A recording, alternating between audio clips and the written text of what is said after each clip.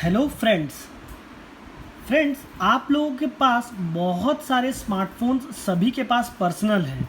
बहुत लोग personal smartphone खरीदते हैं लेकिन उनको बहुत सारा आसान सा सेटिंग्स नहीं आता है, तो घबराने की कोई ज़रूरत नहीं है।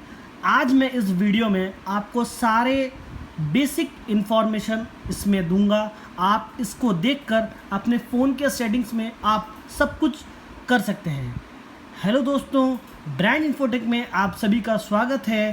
तो चलिए शुरू करते हैं।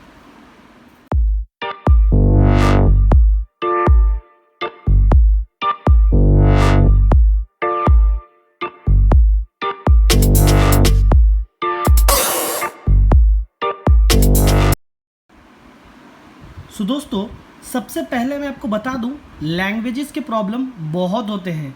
आप सेटिंग्स ओपन किए, यहाँ पे आप जाएंगे, आपको यहाँ जाना पड़ेगा एडिशनल सेटिंग्स पे। आप वहाँ जाके आपको यहाँ मिलेगा लैंग्वेज एंड इनपुट, यहाँ पे आप क्लिक कीजिए और यहाँ पे आपको मिलेगा, देखिए लैंग्वेज।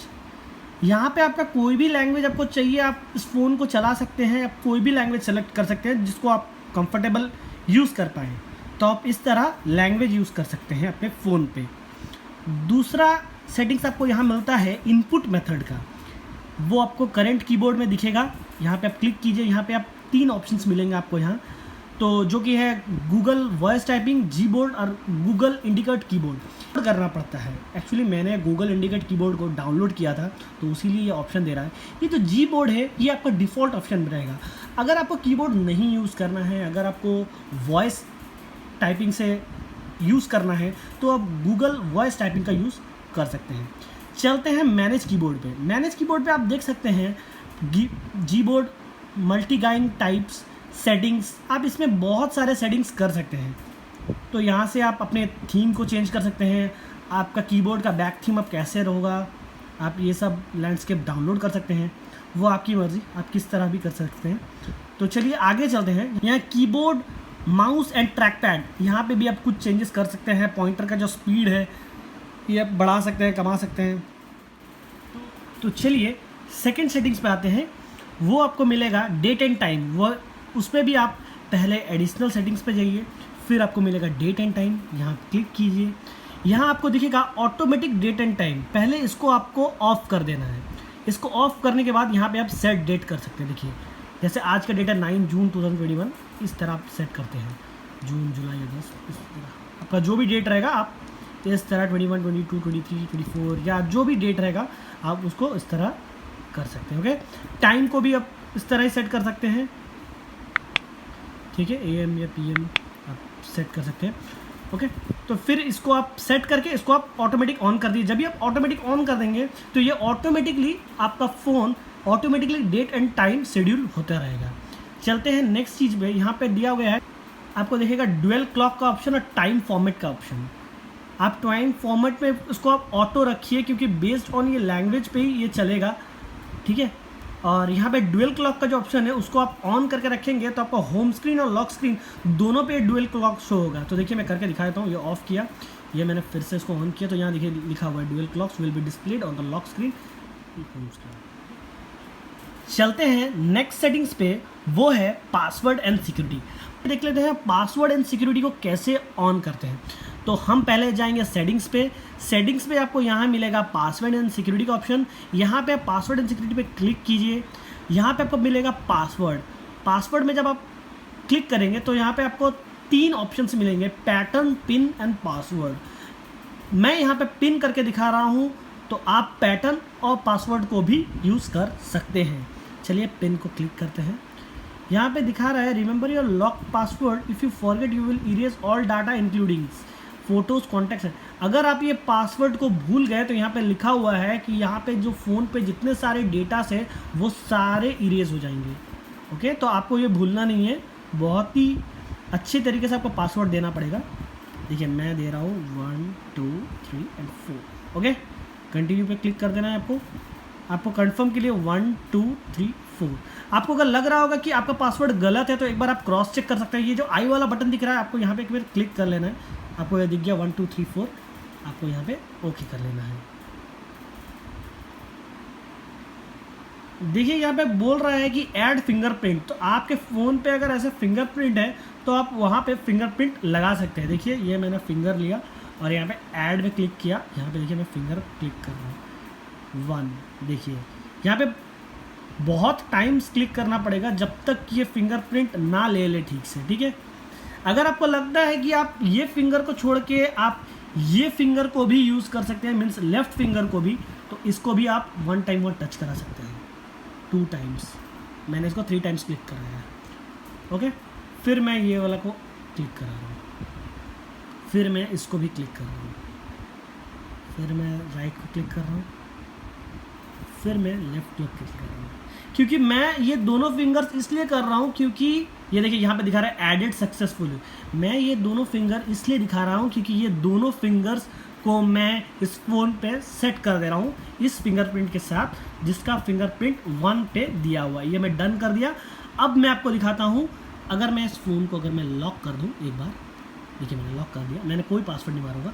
देखिए मैं ये दिया और इस तरह मैं ये देखिए फ़ोन खोल लिया, देखिए।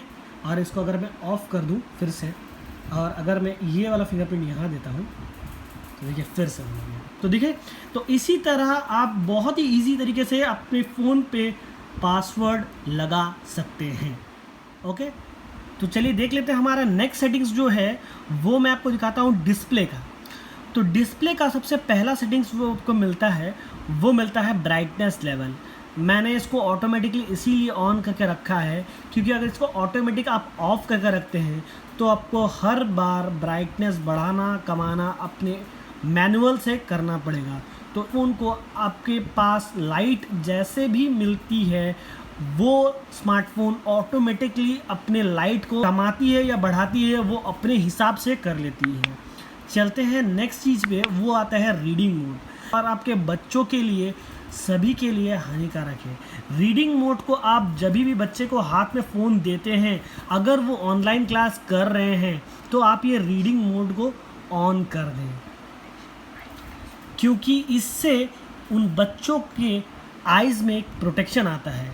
अगर आपको लगता है कि रीडिंग मोड को हमेशा ऑन ना करें, ओनली ऑनलाइन क्लासेस के टाइम ही ऑन करें, तो मैं यहाँ पे एक और ऑप्शन भी दिखा दे रहा हूँ, वो भी आप कर सकते हैं। यहाँ पे देखिए लिखा हुआ है शेड्यूल।